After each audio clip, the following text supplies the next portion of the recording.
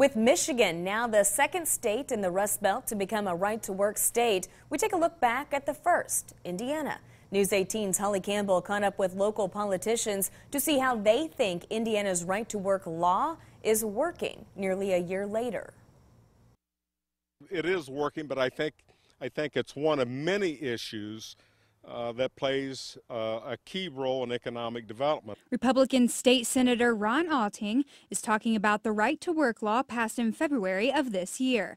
Alting says since its passing, more than 90 companies have showed interest in coming to Indiana, and a number have decided to plant their roots. 31 companies have already committed and are presently in Indiana, producing more than 5,000 new jobs and putting about $500 million new dollars into their companies in the state of Indiana. Alting says while he believes becoming a right-to-work state has played a role in those companies coming here, he also credits a good quality of life in the Hoosier state.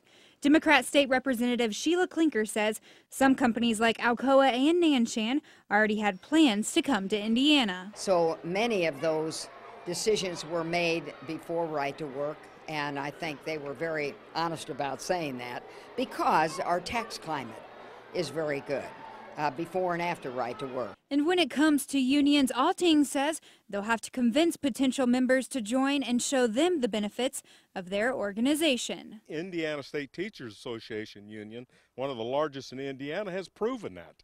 They are one of the stronger unions because they have been successful in convincing teachers across the state that they bring value to them. So I think that that's the key. Indiana is the 23rd state to sign the right-to-work law, and most recently, Michigan became the second state in the Rust Belt to do the same.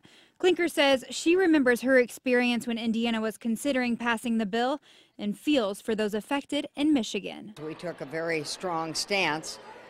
But I think with the number 60-40 and 37-13 in the Senate, it certainly was unavoidable.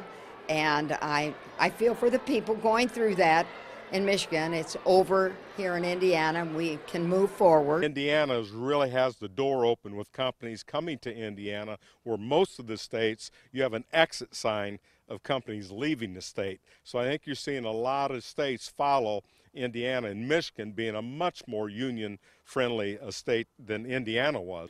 Holly Campbell, News.